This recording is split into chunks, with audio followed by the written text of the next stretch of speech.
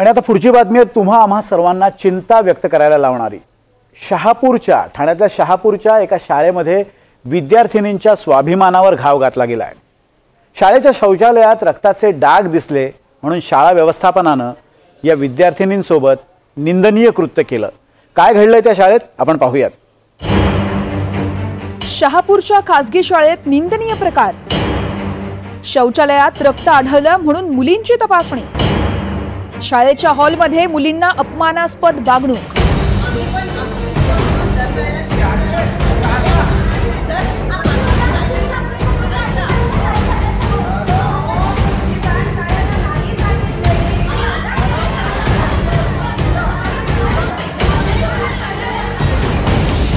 ठाण्यातील शहापूरमध्ये एका शाळेतील विद्यार्थिनीसोबत लज्जास्पद आणि संतापजनक प्रकार घडलाय।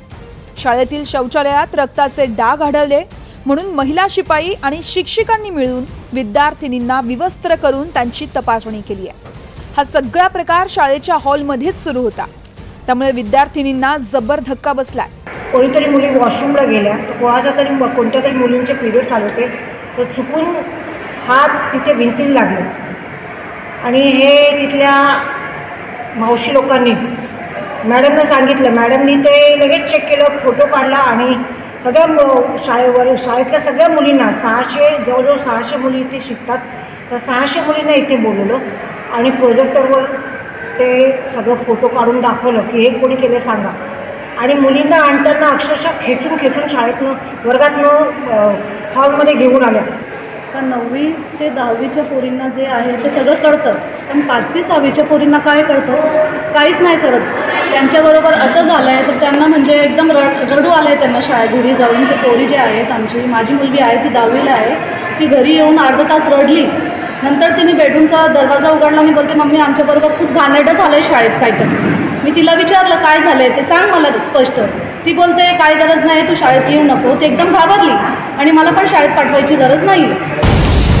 8 जुलै रोजी सकाळी सुमारे 10 ते 12 दरम्यान ही घटना घडली आहे।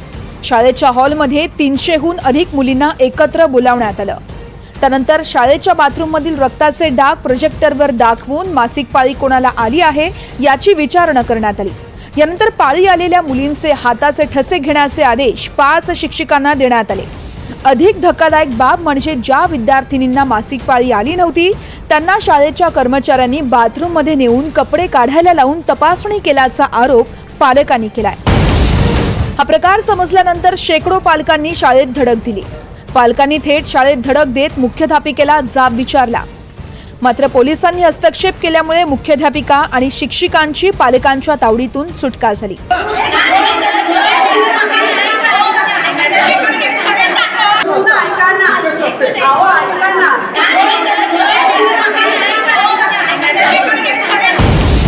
राज्य महिला आयोगाच्या अध्यक्ष रुपाली चाकणकर यांनीही पालकांची भेट घेतली।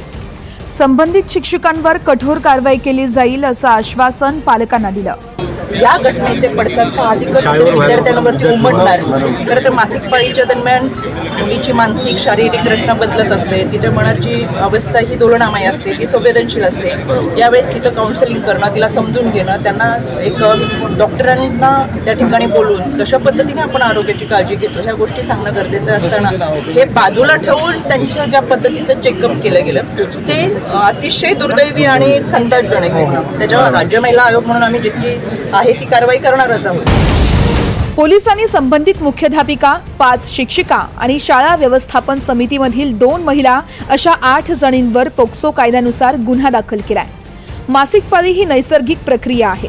शौचालयात रक्ताचे डाग दिसल्यानंतर शिक्षकांनी मुलींना मार्गदर्शन करणं अपेक्षित होतं, पण तसं न करता शिक्षकांनीच मुलींचा छळ मांडला। ही घटना केवळ विद्यार्थिनींच्या स्वाभिमानाशी संबंधित नसून शिक्षण संस्थांमधील सुरक्षिततेवर गंभीर प्रश्न उपस्थित करणारी आहे। म्हणूनच अशा घटना टाळण्यासाठी कठोर पावलं उचलणं गरजेचं आहे। भूपेंद्र आंबवणे, NDTV मराठी, शहापूर।